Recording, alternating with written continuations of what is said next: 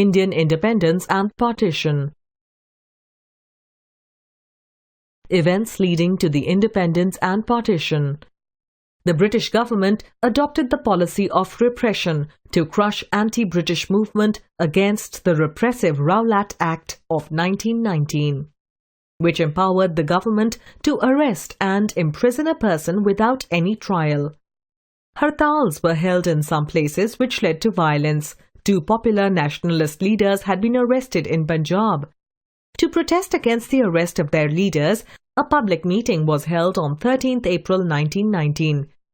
General Dyer, the military commander of Amritsar, had banned all public meetings. Jallianwala Bagh tragedy.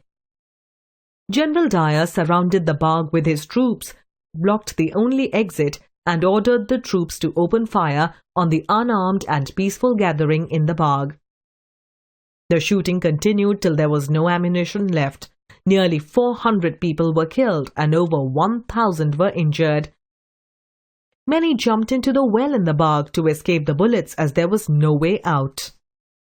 Martial law was proclaimed in Punjab. During this period, people were humiliated and tortured. The inhuman treatment of the Indians shocked the entire nation.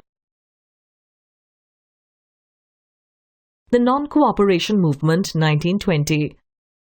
After the Jallianwala Bagh massacre, Gandhiji lost all faith in the goodness of the British government and declared that it would be a sin to cooperate with the government.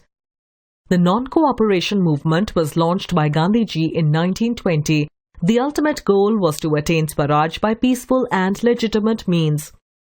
The program of non-cooperation and the methods of resistance were as follows: boycott of foreign goods, boycott of government institutions, schools, colleges, law courts and legislatures, boycott of elections and government functions, renunciation of titles and honours awarded by the British, constructive programs like Swadeshi and Hindu-Muslim unity also became a part of the movement. Gandhiji stressed the importance of self-reliance and self-sufficiency. He popularized khadi among the people, including the upper classes. The charkha became the symbol of Swadeshi. National education was promoted. In 1922, a procession of peasants were fired upon by the police at Chauri Chaura. People reacted violently and burnt down the police station. Gandhiji called off the movement. Lahore Session of the Congress, 1929. In December 1929, the Congress met in Lahore under the leadership of Jawaharlal Nehru. The Congress passed a resolution declaring Purna Swaraj or complete independence as its goal, and 26 January 1930 was fixed as the Independence Day. They also resolved to launch a civil disobedience movement under the leadership of Gandhiji. On 26 January 1930, Independence Day was celebrated all over the country. The newly adopted Indian tricolour was unfurled and people solemnly took the pledge of freedom. This continued every year till India finally became free in 1947. The Civil Disobedience Movement, 1930–34.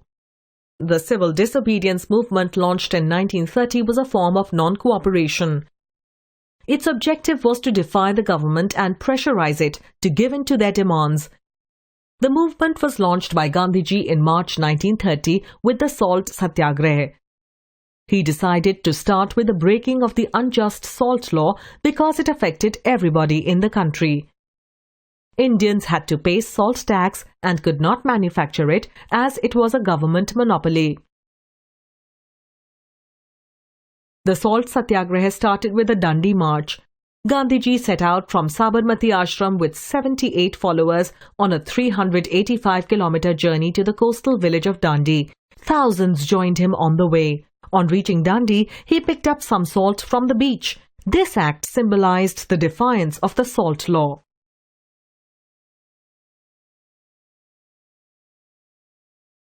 The civil disobedience movement spread rapidly. It included violation of laws, refusal to pay taxes, boycott of foreign goods, hartals, demonstrations, and picketing of shops selling foreign goods. Women participated in large numbers in the movement. Sarojini Naidu was one of the leaders of the movement. The government repressed the movement with force and brutality. Gandhiji, Nehru, and all the other important leaders were arrested.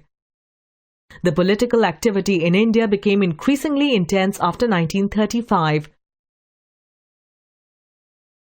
The Quit India Movement. On 8 August 1942, Gandhiji declared that they would free India or die in the attempt. He gave the do or die mantra. The Congress passed the Quit India resolution. On 9 August, important nationalist leaders were arrested. The Congress was banned.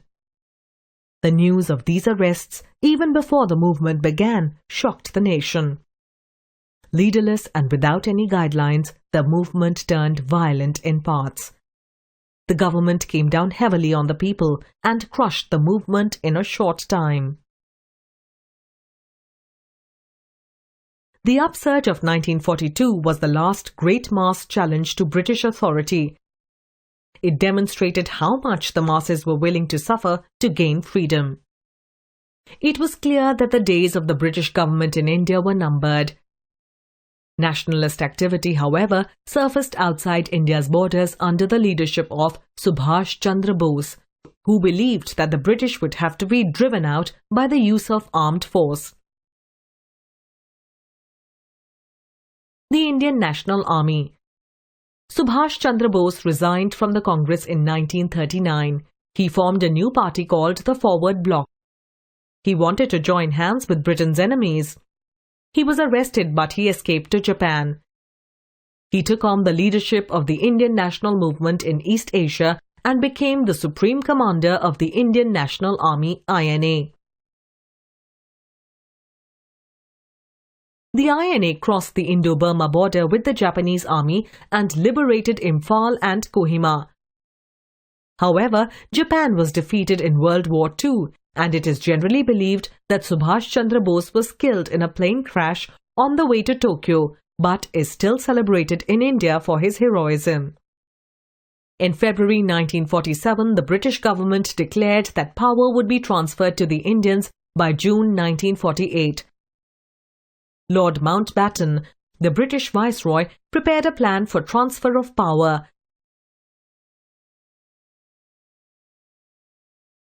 Indian independence and partition of India. Lord Mountbatten announced that British India would be divided into two independent nations, India and Pakistan. The Northwest Frontier Province, Sindh, Baluchistan, West Punjab and East Bengal separated from the rest of India to form a new country called Pakistan. British rule in India finally came to an end on 15 August 1947. The Indians celebrated their independence, but it was marred by communal violence during the partition. Millions of people had to migrate. Muslims from India to Pakistan and Hindus from Pakistan.